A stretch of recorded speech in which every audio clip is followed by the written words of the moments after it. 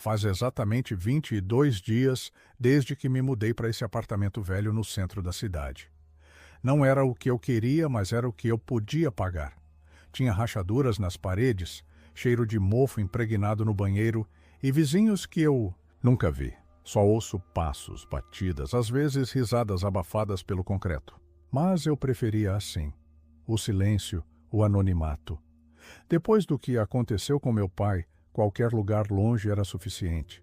Na primeira semana, tudo parecia normal. Eu organizava as caixas, colocava papel contact nos armários, fazia café demais. Às vezes esquecia de acender as luzes. Outras vezes, as luzes acendiam sozinhas. Achei que era problema na fiação. O prédio é antigo. Muito antigo. Mas então veio a porta. Tem uma porta no final do corredor, bem ao lado do meu quarto. Trancada. Não tem maçaneta, só um buraco de chave enferrujado. Quando assinei o contrato, o corretor falou que era um depósito. Inacessível. Há anos? Mas é estranho. Todas as outras portas são pintadas de bege claro. Aquela é marrom escuro, como se alguém tivesse passado verniz por cima de algo que devia ser esquecido. A primeira vez que ouvi o som foi numa madrugada. Eram quase 3 da manhã e eu não conseguia dormir. Insônia, de novo. Levantei para beber água e no corredor, bem de frente à tal porta, ouvi um sussurro. Não foi minha imaginação. Era uma voz. Baixa, rouca, quase um sussurro arranhado. Você está acordado. Fiquei congelado, literalmente. Um calafrio subiu pela espinha e minha mão tremeu tanto que deixei o copo cair. O barulho do vidro quebrando me despertou do torpor e corri de volta para o quarto. Tranquei a porta. Passei a noite em claro. No dia seguinte, achei que era só um sonho ruim. Talvez estivesse ouvindo coisa. Estresse, cansaço, saudade do que eu tinha perdido. Mas a noite seguinte confirmou. A voz voltou e ela me chamou pelo nome. Eduardo, você está ouvindo, não está? Na terceira noite, além da voz, veio a batida. 3 toques secos. Sempre às 2h59. Toque, toque, toque. E o silêncio absoluto depois, como se até o mundo tivesse prendido a respiração. Comecei a gravar com meu celular. Instalei um aplicativo que detecta ruídos noturnos e ativa o microfone. No dia seguinte, ouvi a gravação. O som estava lá. Não só os toques, mas uma risada abafada, quase infantil. E meu nome? Meu nome repetido várias vezes. Como uma cantiga de ninar distorcida. Eduardo, Dudu, tu vem brincar comigo. Eu deveria ter saído dali naquele instante. Mas algo em mim queria saber. Saber quem era, o que havia atrás daquela porta. Ou por que parecia que ela me conhecia. Na noite seguinte, encostei meu ouvido na madeira. Não ouvi nada por vários minutos. Mas então, alguém do outro lado encostou também e sussurrou. A chave está com você. Sempre esteve. Passei o dia inteiro com aquilo martelando na cabeça. A chave está com você. Eu revirei todas as minhas coisas, bolsos de calças antigas, as caixas ainda não abertas, até o fundo da gaveta onde guardei os papéis da mudança. Nada. Nenhuma chave diferente, nenhum objeto que eu pudesse ter confundido com uma chave antiga. Mas a sensação de que havia algo que eu estava esquecendo não me deixava. Naquela tarde, enquanto lavava a louça, deixei cair um copo de vidro. Foi o segundo em 3 dias. Ele se partiu em pedaços grandes e pontiagudos, e um deles deslizou para debaixo do armário da pia. Quando me agachei para pegar, vi algo estranho, um compartimento. Pequeno, como um fundo falso. Puxei com cuidado. Dentro havia uma caixa de madeira escura, sem fechadura. Ao abri-la, meu estômago revirou. Lá dentro havia uma chave antiga. De ferro, com detalhes florais entalhados. Estava fria, fria como gelo, apesar do calor abafado da cozinha. Como aquilo foi parar ali? Eu não trouxe nenhuma caixa da antiga casa com compartimento escondido. E no dia da mudança, cada coisa que entrou ali passou pelas minhas mãos. Aquilo não podia estar ali. Mas estava, e ela era perfeita para o buraco da porta no corredor. Naquela noite, não dormi. Fiquei sentado na beira da cama, segurando a chave entre os dedos, girando-a de um lado para o outro, ouvindo o tic-tac do relógio como uma contagem regressiva silenciosa. Às 2h59, os 3 toques vieram. Toque, toque, toque. Levantei, quase em transe. O corredor estava escuro, mas eu não acendi a luz. Sabia que se acendesse, talvez perdesse a coragem. A porta estava lá, como sempre, mas naquele momento parecia mais viva, como se estivesse esperando por mim, como se respirasse. Encaixei a chave devagar. Ela deslizou sem resistência, como se sempre tivesse sido dela. Um clique seco ecoou pelo corredor, mas antes que eu girasse a maçaneta invisível, uma sombra passou atrás de mim. Virei rápido, mas o corredor estava vazio. Vazio, até que ouvi de novo, agora mais próxima, bem atrás do meu ombro. Obrigado por me encontrar. Era uma voz feminina, jovem, familiar, de um jeito que eu não conseguia explicar. Dei um passo para trás, com a chave ainda na mão, e a porta rangeu sozinha. Bem devagar, se abrindo centímetro por centímetro. E o cheiro que saiu dali não era só mofo, era algo morto, algo antigo. Eu deveria ter fugido. Mas em vez disso, entrei. O que havia atrás daquela porta não parecia um simples depósito. O chão era de madeira gasta, mas ainda firme. As paredes, cobertas por papel antigo, descascado, com manchas de umidade que lembravam rostos distorcidos. E no meio do cômodo, uma cadeira de balanço, ainda se movendo lentamente, como se alguém tivesse acabado de levantar. Havia um cheiro estranho no ar, algo entre perfume antigo e carne esquecida. Mas o que mais me perturbou foi o silêncio. Um silêncio pesado, que pressionava o peito. O tipo de silêncio que não vem da ausência de som, mas da presença de algo que não quer ser ouvido. Dei 2 passos para dentro e a porta se fechou atrás de mim com um estalo. Virei imediatamente, mas a maçaneta não existia do lado de dentro. Só parede. Lise. Fria. Olhei ao redor. No canto esquerdo, um espelho oval, manchado pelo tempo, pendia torto na parede. Me aproximei. Meu reflexo estava lá, mas com um atraso de fração de segundos.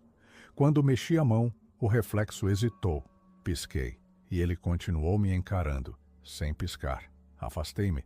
Foi então que percebi que havia algo embaixo da cadeira de balanço.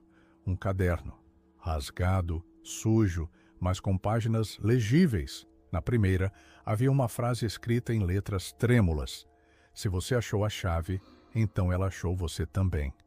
Virei a próxima página. Datas, inúmeras, todas seguidas de nomes, alguns riscados, outros com apenas uma palavra ao lado. Ficou. Mas havia um nome que me fez gelar. Eduardo R. 12 de setembro. Chegou. Hoje era 12 de setembro. Ouvi o rangido da cadeira se mexendo de novo. Mas eu não tinha tocado nela. Ela começou a balançar sozinha. E, do nada, a luz se apagou. Totalmente. Um breu absoluto. Tentei sair, gritar, bater nas paredes. Mas tudo parecia engolir o som. Meus dedos tremiam enquanto eu tateava o chão, tentando achar a porta. Foi quando senti uma mão, fria, pequena, segurando meu pulso, e a voz sussurrando no escuro, agora colada ao meu ouvido.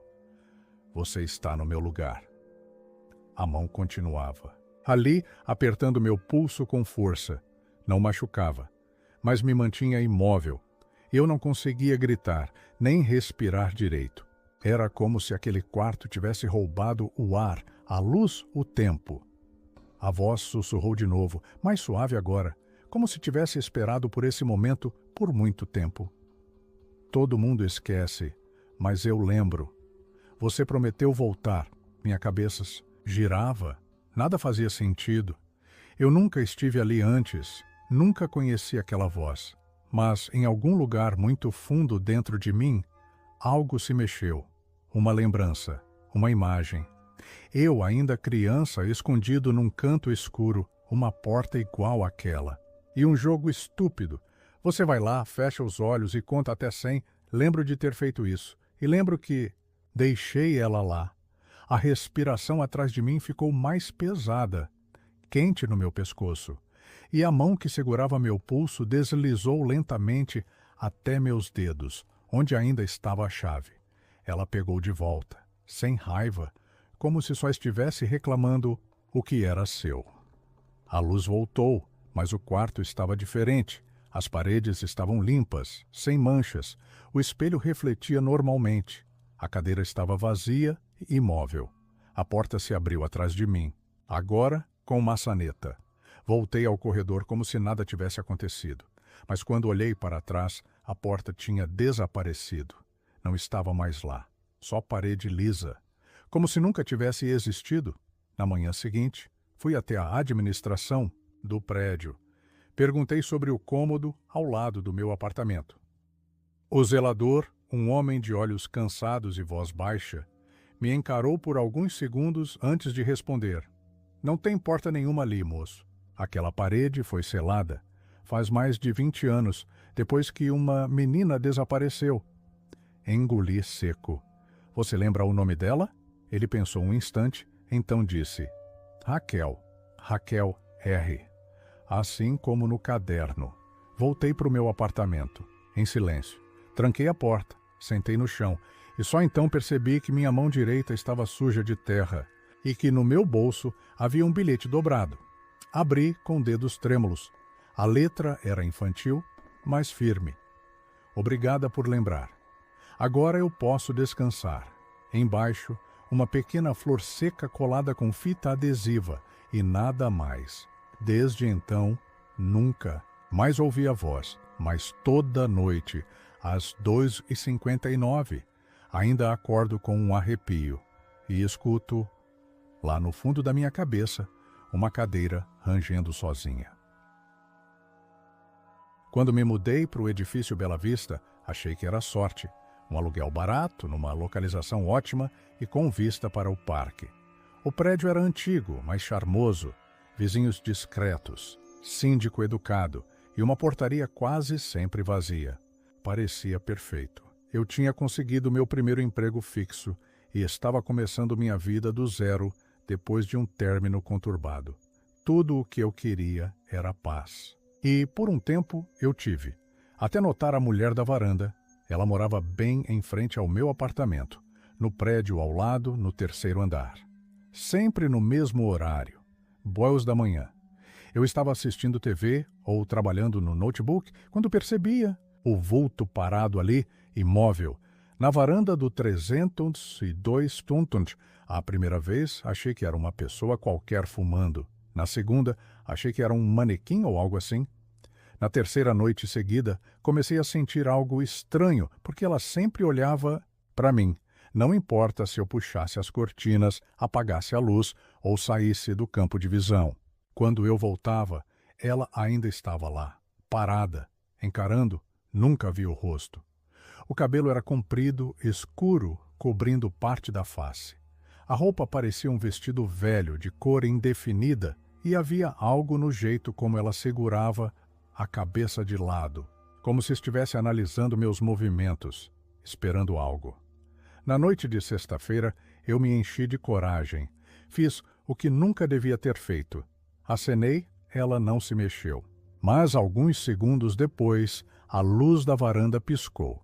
No dia seguinte, fui até o prédio ao lado, decidido a perguntar na portaria quem morava no 302.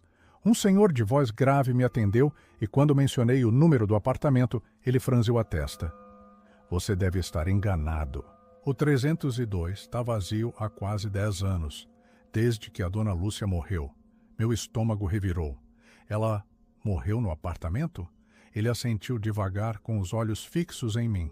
Na varanda. Caiu. Ou se jogou, ninguém sabe. Dizem que ela ainda fica por ali, mas ninguém mora lá desde então. Voltei para casa com as mãos geladas. Naquela noite, tentei ignorar. Fechei as cortinas, tomei um calmante, deitei cedo. Mas às 2h em ponto, o som do vidro da minha janela sendo tocado de leve me acordou. E lá estava ela, do lado de fora, no meu andar, na minha varanda. Ela estava ali, de pé, na minha varanda. Não na janela do prédio vizinho, mas na minha, a menos de 2 metros de distância, separada de mim apenas por um vidro fino, a mesma figura. Cabelos longos e escuros cobrindo o rosto, vestido antigo, manchado, imóvel. Como uma pintura viva, só os dedos se mexiam, batendo de leve no vidro, como se pedissem para entrar. Toque, toque, toque. 3 vezes, sempre 3. Recuei com o coração acelerado, sem saber o que fazer. Peguei o celular com mãos trêmulas, tentei filmar, mas a tela só mostrava o escuro. Ela não aparecia na câmera. Corri para o quarto, trancando a porta, mesmo sabendo que não faria diferença. Fiquei ali, encolhido no canto, até o sol começar a nascer. Quando finalmente tive coragem de olhar pela janela da sala, ela não estava mais lá, mas deixou marcas, impressões digitais, pequenas e finas no vidro.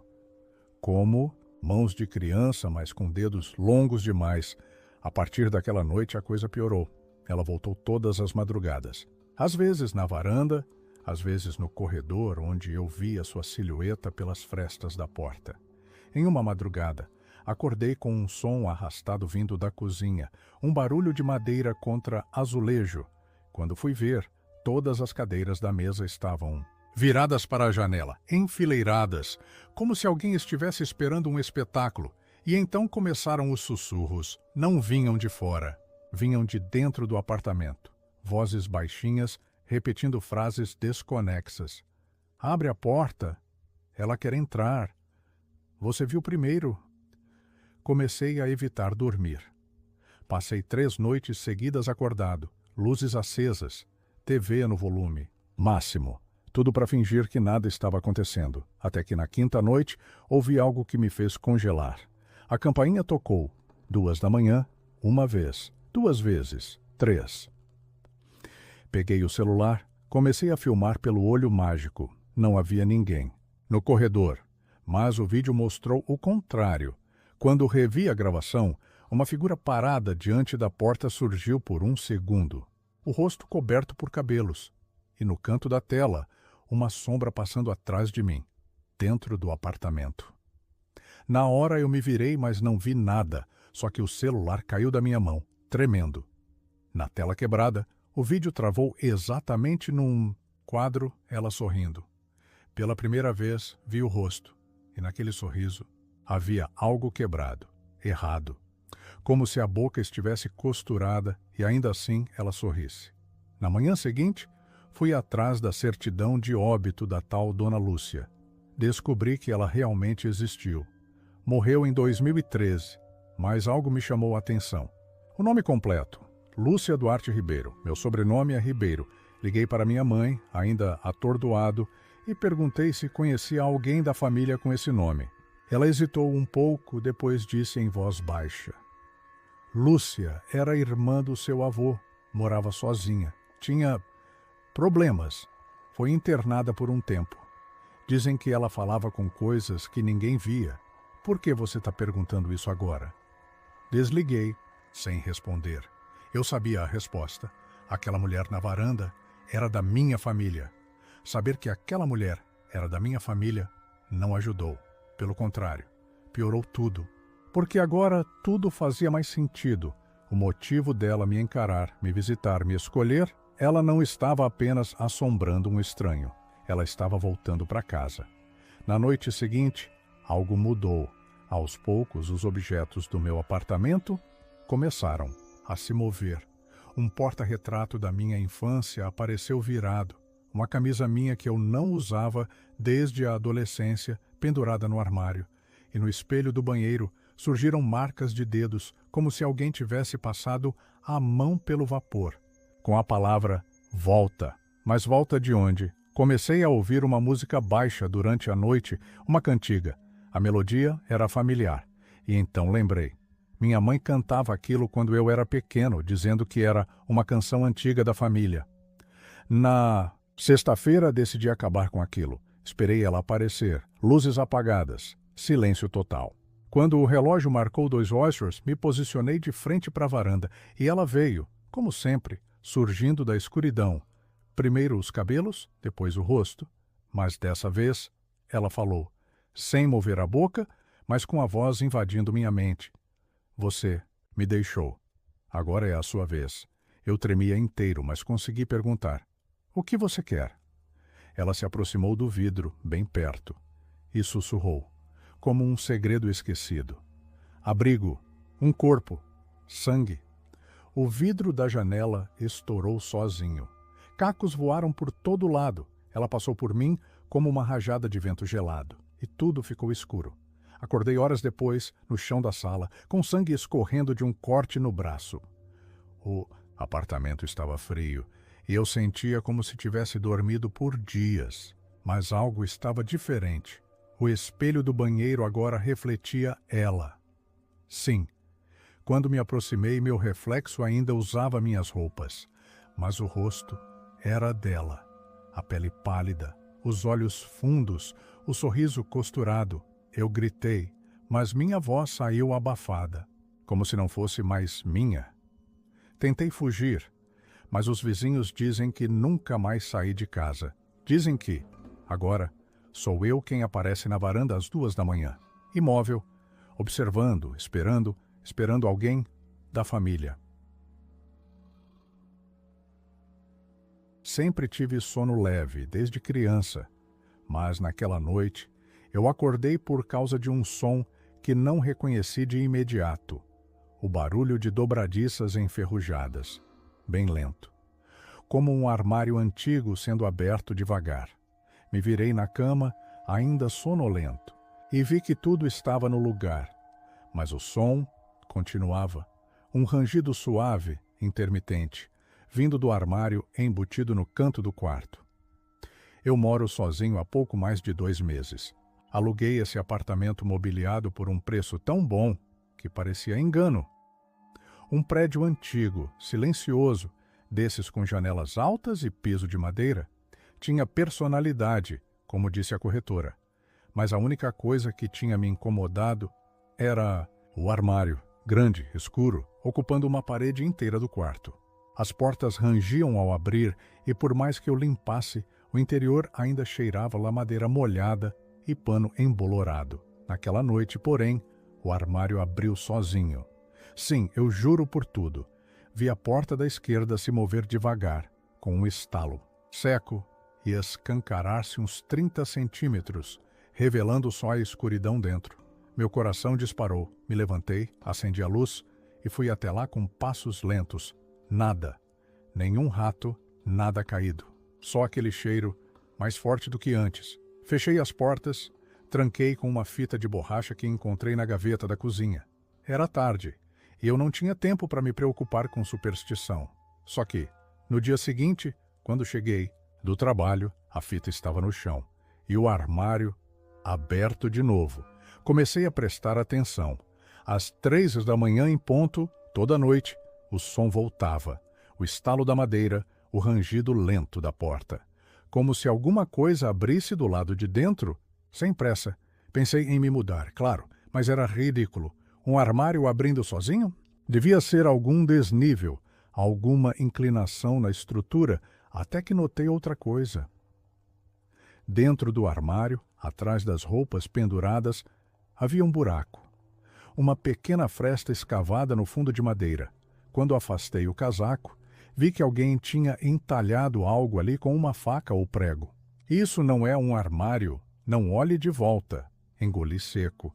Voltei para a cama, mas fiquei olhando para o teto a noite inteira, sem dormir, esperando. Às 3, o som veio novamente. Só que dessa vez o barulho não parou, porque havia algo respirando lá dentro. O som da respiração era real, ritmado, baixo, mas profundo, como se uma pessoa estivesse encolhida dentro do armário, escondida atrás das roupas. Senti os pelos do braço se eriçarem. Não era vento nem estrutura rangendo. Era alguém ali dentro. Fiquei paralisado por alguns segundos. Tudo em mim gritava para sair correndo. Mas uma parte, a mais idiota, queria saber o que estava respirando atrás daquela madeira. Peguei o celular, liguei a lanterna e abri a porta do armário. Luz direta. Nada se mexeu. Empurrei as roupas, tremendo. E lá estava o buraco outra vez. Só que agora maior. Como se tivesse sido alargado à força. Os entalhes nas laterais pareciam unhas e havia algo novo ali dentro. Uma corda fina de pano descia pela abertura presa em algum ponto invisível. Inclinei o celular, iluminei melhor e vi que a corda desaparecia na escuridão, como se o buraco não tivesse fim. Filmei com a câmera, mas quando reproduzi, a tela travou. Pixels distorcidos, ruído estático. E por menos de meio segundo, um frame congelou no vídeo. Uma imagem que me arrepia até agora, um rosto pálido, costurado na boca, com os olhos fixos na lente. Apaguei o vídeo na hora e joguei o celular na cama. No dia seguinte, pedi ajuda a um amigo que trabalha com marcenaria. Pedi que viesse reforçar a estrutura do armário, talvez fechar o fundo falso. Inventei uma desculpa qualquer sobre segurança. Quando ele chegou, examinou tudo com calma.